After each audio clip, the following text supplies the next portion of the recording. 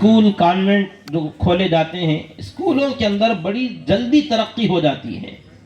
مگر ہمارے مکاتب کے اندر یہ ترقی نہیں ہوتی، سال سال چلتے رہتے ہیں، لیکن مکتب میں بچوں کی ترقی اور ہماری تعلیم کی ترقی ویسے نہیں ہوتی جیسے اسکولوں میں ہوتی ہے۔ فرق کیا ہے اگر آپ دیکھیں گے، عام طور پر لوگ صرف پڑھانے والے اساتذہ کو بلیم کرتے ہیں، ان کے اوپر الزام لگاتے ہیں کہ حضرت اچھے نہیں ہیں، پڑھانے والے اچھے نہیں ہیں، حالانکہ آپ اندازہ لگائیے کتنے بھی بہترین پڑھانے والے کسی اسکول میں جمع ہو جائیں، وہاں پر بھی صرف استاذوں پر ذمہ داری ڈال دی جائے تو اسکول اور کانوینٹ بھی جو ہے نا ترقی نہیں کر سکتے۔ آپ عام طور پر اسکولوں میں دیکھیے 4 طبقے مل کر اس کی محنت کرتے ہیں، 4 فیلڈ میں، 4 میدانوں میں 4 طبقے محنت کرتے ہیں، تب جا کر اسکول ترقی پاتے ہیں۔ ایک سب سے پہلے وہاں کا مینجمنٹ، اسکول کے اندر جو مینجمنٹ جو ہوتا ہے، ذمہ داران جو ہوتے ہیں، کمیٹی، پرنسپل اور اس کے صدر، ڈائریکٹر جو بھی ہوتے ہیں، یہ تمام لوگ مل کر اس کی غور و فکر اور اس کے لیے باقاعدہ میٹنگیں، اس کی کوششیں، فکریں، ہر لائن سے جو ان سے ہو سکتا ہے دن رات وہ اس فکر میں لگے رہتے ہیں۔ تو مینجمنٹ کی فکریں اسکول کو ترقی دلاتی ہیں، اور صرف مینجمنٹ بہت اچھا ہو لیکن پڑھانے والا سٹاف اچھا نہ ہو،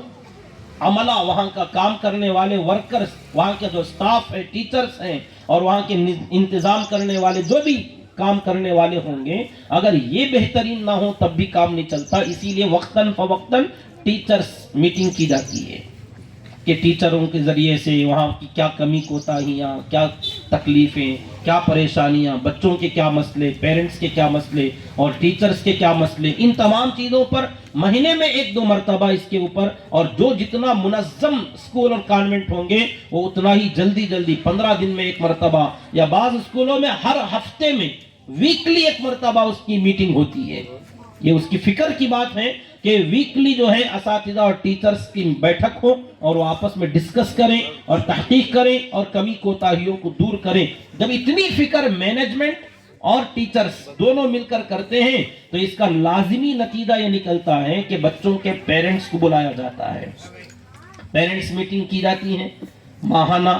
کم سے کم مہینے میں 1 بار تو بلاتے ہیں۔ جو بہترین اسکول ہوگی اس کا سسٹم یہ ہوگا کہ وہ لوگ مہینہ ماں باپ کو بلائیں گے اور بچوں کی کمی کوتاہیوں کے بارے میں، بچوں کی حاضری کے بارے میں، ان کے اخلاق کے بارے میں، ان کے ہوم ورکس کے بارے میں، ان کے اسکول ورکس کے بارے میں، بچوں کی ہینڈ رائٹنگ کے بارے میں، ان کی ریڈنگ کے بارے میں، ان کی لرننگ کے بارے میں ماں باپ سے باقاعدہ ڈسکس کیا جاتا ہے، تحقیق کی جاتی ہے، اور ماں باپ کی شکایتیں سنی جاتی ہیں اور اساتذہ کی بھی شکایتیں سنائی جاتی ہیں۔ یہ تمام فکریں، مینجمنٹ کی کوشش، ٹیچرز کی کوشش اور پیرنٹس کی کوشش۔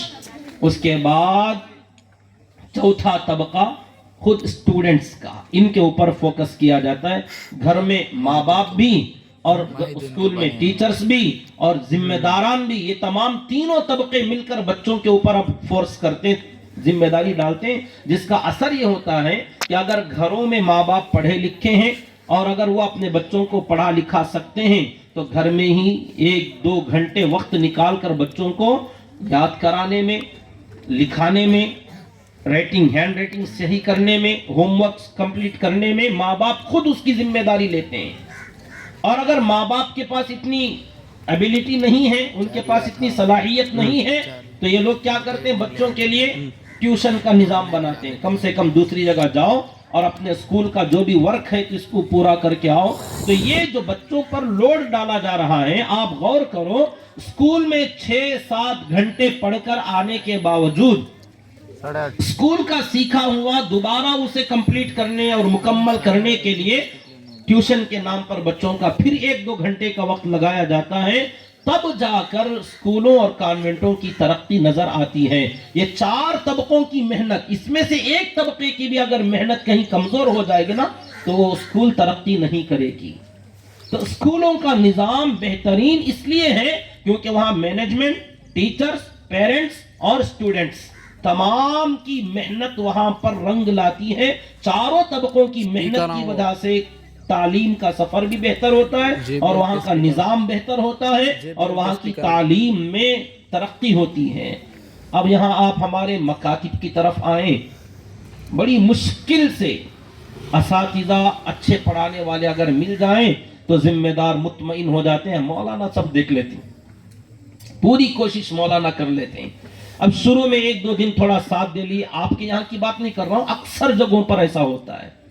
ذمہ داروں نے، صدر اور سیکریٹری صاحب نے مولانا کو ذمہ داری دے دی کہ آپ کی ذمہ داری 5 وقت کی نماز بھی ہے، جمعہ کا بیان بھی ہے، مکتب بھی ہے، ان کو داخلے بھی لینا ہے، فیساں بھی کلیکٹ کر لینا، تنخواہ بھی لے لینا، اور آخر میں ہم نہ حساب بھی دینا اور پروگرام بھی اچھا کر کو دکھانا۔ آپ سوچیں کیسے ہوگا؟ صرف ایک استاذ اور محلے کے پورے بچوں کا داخلہ بھی لے، وہ بچے کون آ رہے ہیں کون نہیں آ رہے ہیں، کیوں نہیں آ رہے ہیں، ان کے لیے حاضری بھی لگائے، ان کو چیک بھی کرے، ان کو فون بھی کرے،